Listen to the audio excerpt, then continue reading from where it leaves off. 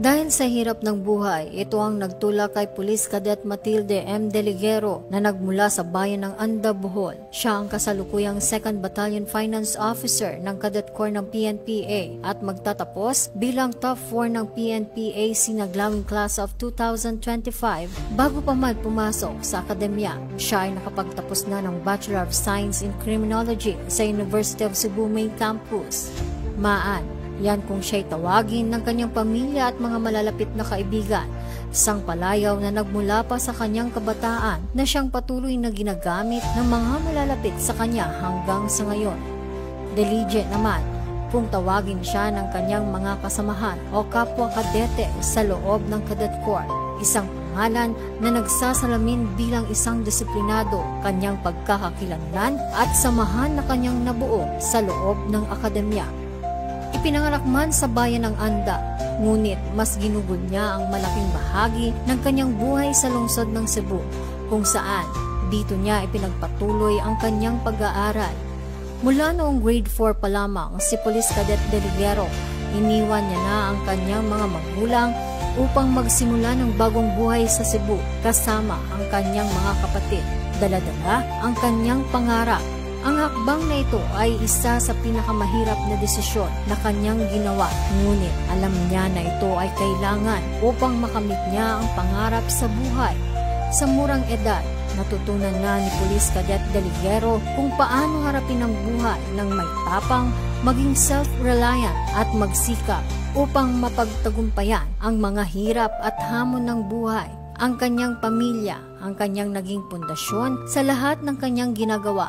Ang kanyang ama ang nagsilbing inspirasyon upang pasukin ang academy.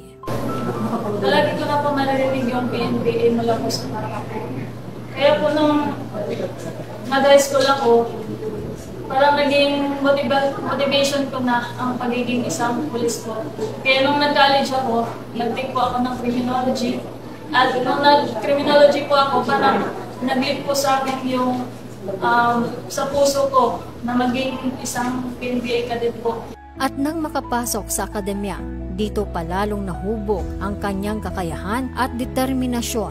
Ang cadetship ay isang karanasan na tunay na nagbigay ng pagbabago sa kanya. Isa rin ito sa nagsubok sa bawat aspeto ng kanyang buhay, mapapisikal, emosyonal at mental man.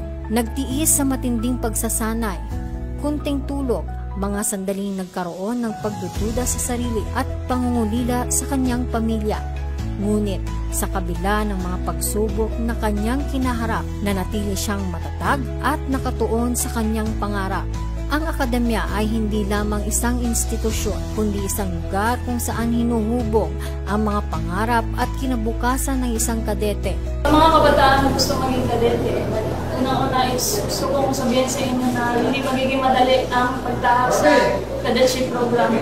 Madami kang mararanasan ng setbacks, pero ang importante is manatili kang determinado sa lahat ng problema o adversities na darating sa buhay mo. Kailangan marunong kang tumingin sa silver lining sa buhay mo, ikama. Kaya importante na manatiling determinado at syempre, isa puso palagi ang pagsisilbi sa bayan at huwag kalimutan magdasal palagi sa Diyos. Sa paglabas ni Police Cadet Deliguero sa akademya bilang bagong police officer, dala-dala niya ang magagandang kaugalian, kalaman at kasanayan na itinuro ng akademya sa kanya. Ito ang mga katangian ng sakripisyo, pagtitiis at mataas na disiplina at pagmamahal sa bayan at serbisyo, bagay upang matulungan ang kanyang komunidad na kailangan para mapataas ang tiwala sa mga ahensya ng batas.